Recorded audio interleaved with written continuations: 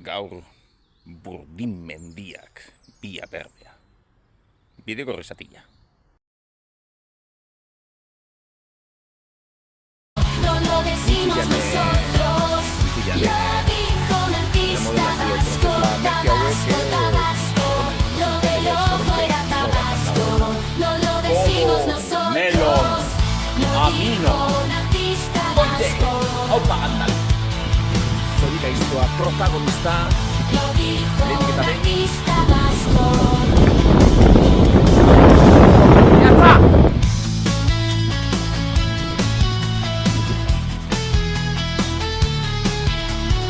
Gallarta parian gaude, baina Gallarta kontuz gero, Gallarta mugitu egiten dela. Gallarta ez dago, edo ez zegoen orain dagoen tokian. Eta, lehengo hiria herriaren kokagunea gaurko meategiarena denez, honako hau ere meategi horrekin, kontxa birekin badauka zerikusia. Hain handia zen ura, pentsa, hasiera batean, zeru argian esplotatzen zen ura, eta gerora, minerala eta agotuz joan zen inean, beste kontutxo batzuk ateratzen hasi ziren zulo horretatik, eta ja horizontalian eta lurretik galeriak egiten hasi ziren. Galeria horiei arnaz bide bat emoteko eta horrelako kastilleteak egiten ziren, honek bazituzten olako ventilazio kontu batzuk eta polea batzuk ere bai, imaginatzen dut garraia kontuetarako, eta Euskal Herrian gelditzen den bakarra da, honako hau.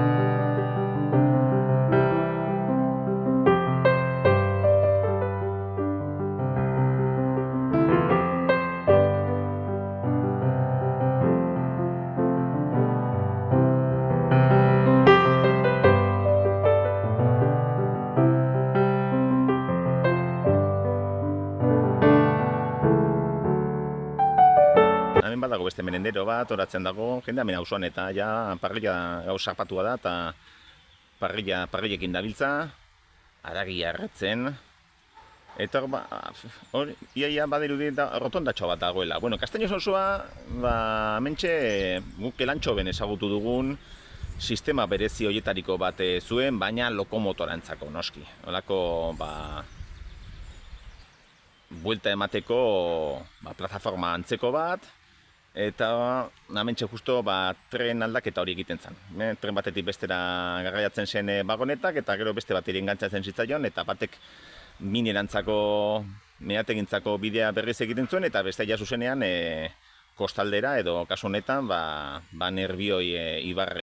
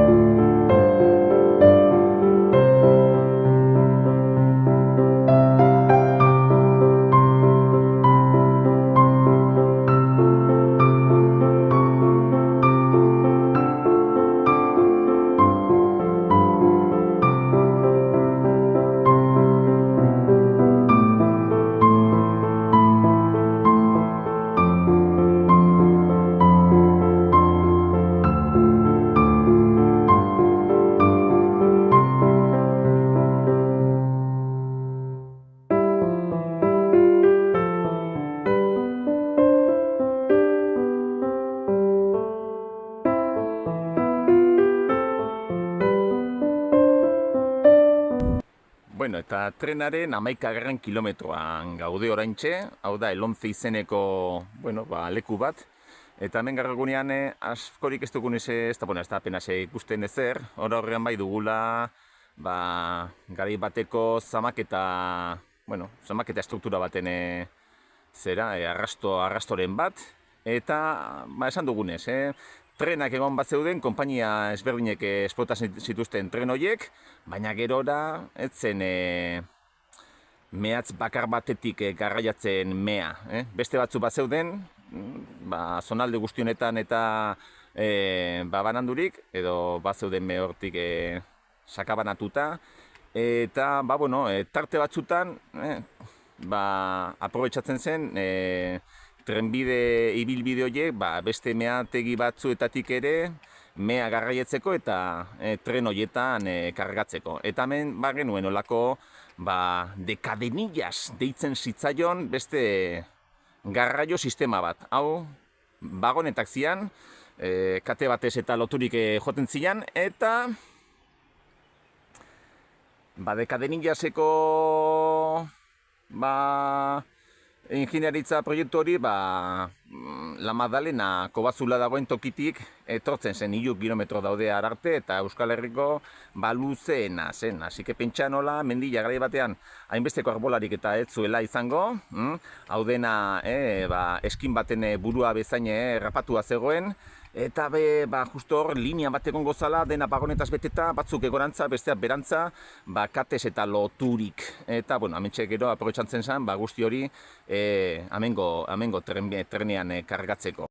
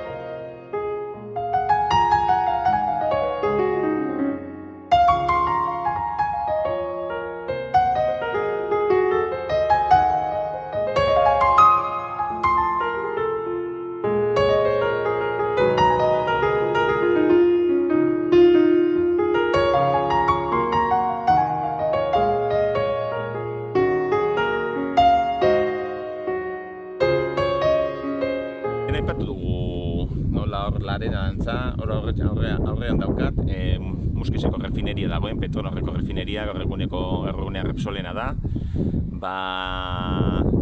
Badugu horretan bide bat, gaur egunean hori da Barakalotik Muskizera doan Renfeko Zerkaniaseko trenbidea, baina bere garaian, pentsa ezazu hori dela Euskal Herriko, ez dakit zango den, baina Euskal Herriko lehenengo trena.